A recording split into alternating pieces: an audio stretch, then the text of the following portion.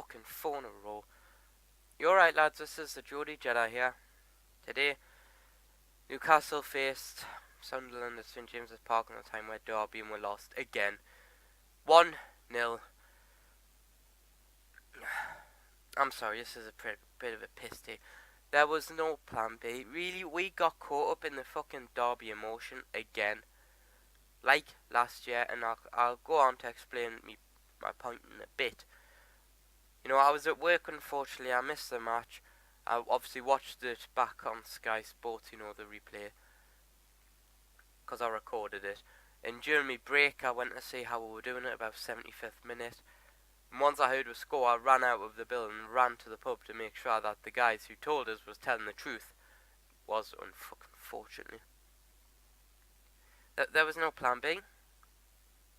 For some unknown reason. I mean, Pardew didn't even pick Cabela. Again, that doesn't help. There was no reason not to pick Cabela, especially in this game. I think in this game in particular, he would have shone. He really would have. But Pardew didn't pick him for whatever fucking reason. I'm sorry, there's not a huge amount to say about the fucking game. There's not anything I want to say. There's no... I mean, positives. In fairness, we looked better. We really did, but it kind of went exactly how I said it went, and we would go in my preview. We went up against a team that was defending well and would love the counter-attack, and that's pretty much precisely what happened. Now, don't get me wrong, they had some good chances. There was a nice header at one point that just went over the bar. Anik looked shaky, but he held it. He was solid but shaky, if you know what I mean. He didn't look comfortable when he had the ball, but he saved goals. He did his job.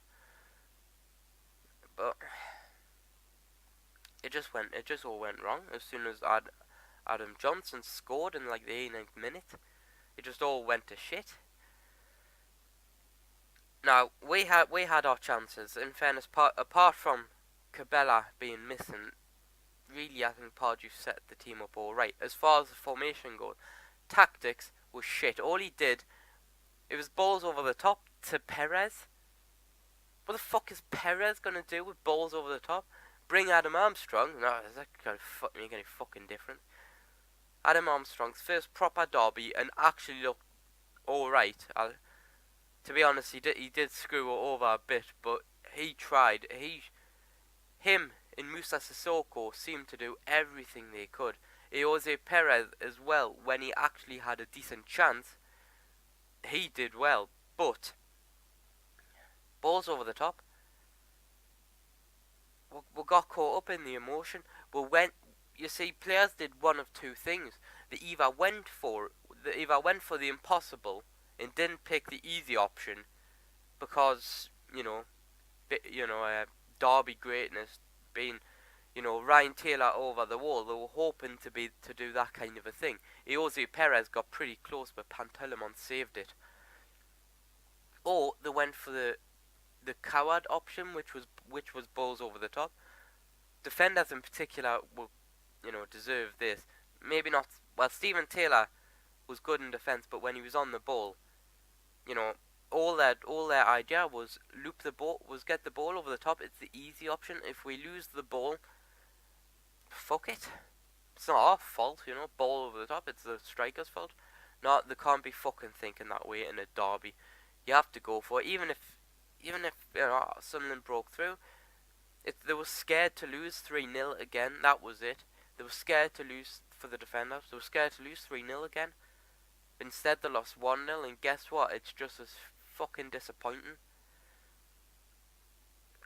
Now, Adam Armstrong, he had a pretty good chance. Sissoko set him up. Adam Armstrong was through. He took the shot. Pantelimon saved it, but Sissoko was onside and in a perfect position. He couldn't have just passed it over the top, but in fairness to the lad, if it went in, you would hear no complaints. I would not be complaining if he went in. Now, what does this mean for Newcastle? It means 4 in a fucking row. Please, for the love of God, don't lose a 5th one. I went into this match thinking I'd take a draw. I really would. I'd have been happy with a draw, just because it would have stopped the run. But no, now it's 4 in a row. Pardew just didn't have a plan B. Really was.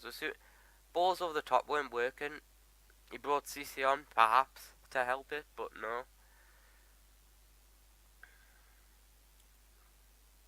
Now, does a lot of people, obviously this will bring out the Pardew out brigade and see what, like, personally, I've never hated Pardew, but it's a little bit like Pardew versus Mourinho in the sense that Mourinho doesn't win that much. He has won a couple of times against Pardew, obviously, but Pardew seems to be his kind of booby manager in a sense. Gus Poyet is Pardew's booby manager. Sunderland made a masterstroke in getting Poyet. If all they wanted to do was stay up and beat Newcastle, this seems to me the best decision in the world. If that was their only goals, and it's fucking working. If they want to, say get Europa League or Europe in general, it's not happening. If they eventually want to win the Premier League, it's not going to happen under Gus Poyet. But if they want to keep winning derbies and stay in the Premier League, they're going to do it every time with Poyet, so long as we have Pardew. Now, I don't want Pardew out necessarily, because the problem is if you get Pardew out, who do you bring in? The best option before, when people were talking about this, was David Moyes, but he's fucked off now. He's in Spain now, so who do you bring in? Because we've seen what John Carver can do, and no offence to John Carver, I like the bloke as an assistant manager, but as a manager, no, he's not. He's worse than Pardew, that's why I like him as an assistant manager. But who do you bring in? I have no idea, but easy.